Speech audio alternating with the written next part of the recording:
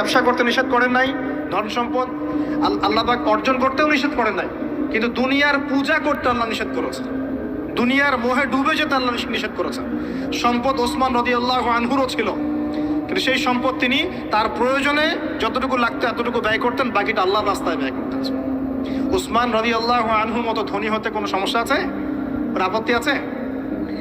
একটা আমল তার জীবনী থেকে পাওয়া যায়, এটা পড়ে আমার কাছে এত নিজেকে এত ছোট মনে হচ্ছে, কাশ যদি এই আমলটা আমি করতে পারতাম। বলে দেব, চেষ্টা করছি যে করার, আপনারাও করার চেষ্টা করুন।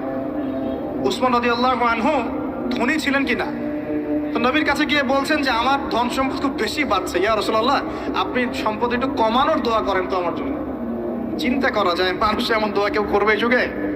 আচ্ছা, নবী সাল্লাল্লাহু আলাইহি ওয়াসাল্লাম বললেন তুমি উটের পিঠে, গাধার পিঠে খাওয়া দাওয়া করো, ঠিক আছে, খাওয়া দাওয়া করো।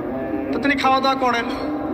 এখন কয়দিন পরে, কয়দিন বলতে কতদিন আল্লাহ ভালো জানেন, তিনি এসে বলছেন ইয়া রাসূলুল্লাহ আমার তো সম্পদ আরো আগের চেয়ে বাড়তেছে দেখি, আপনি কি দোয়া করলেন? সম্পদ আরো বাড়া শুরু করেছে এখন।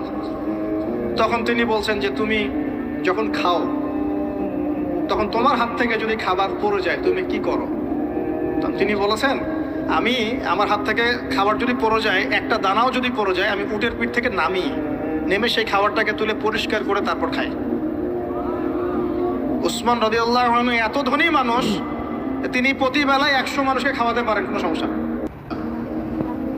তিনি একাই তাবুকের যুদ্ধে 30,000 সৈন্যের দায়িত্ব নিয়েছেন। 30,000 সৈন্য 3 মাস যাবে, যাত্রা বিরতি করবে, খাবে দাবে, তাদের ঘোড়া অস্ত্রশস্ত্র সব দায়িত্ব একজন ব্যক্তি বহন করেছেন, ওসমান রাদিয়াল্লাহু আনহু। কত বড় ধনী আপনি চিন্তা করেন। উনার মতো ধনী কোনো পররাষ্ট্রমন্ত্রীও নাই পৃথিবীতে এখন, কোনো বিশ্ব নেতাও নাই ওনার মতো ধনী, এখন কেউই নাই।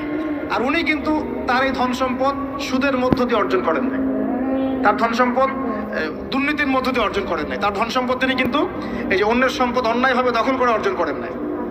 তিনি সম্পদ অর্জন করেছেন বৈধ পন্থায়, হালাল ব্যবসা করেছেন। ব্যবসা করেছেন নাকি না? এই যে আমল, তো নবীজি বলছেন যে তোমার আমল যদি এমনই হয় তাহলে তোমাকে আল্লাহ পাক সম্পদ দিবে না, কাকে সম্পদ দিবে? তুমি আল্লাহ পাকের যে সম্পদ, রিজিকের যে শুকরিয়া আদায় করো, কৃতজ্ঞতা প্রকাশ করো যে আল্লাহ আমাকে ভালোবেসে রিজিকটা দিয়েছেন, আমার হাত থেকে পড়ে গেছে, আমি তুলে খাই। এই যে আল্লাহ পাকের নেয়ামতের প্রতি তোমার যে শ্রদ্ধা, সম্মান, এর শুকরিয়া স্বরূপে আল্লাহ পাক তোমাকে এরকম সচ্ছল বানায় দিচ্ছেন, আর তো কিছু করার নাই। তো উসমান রাদিয়াল্লাহু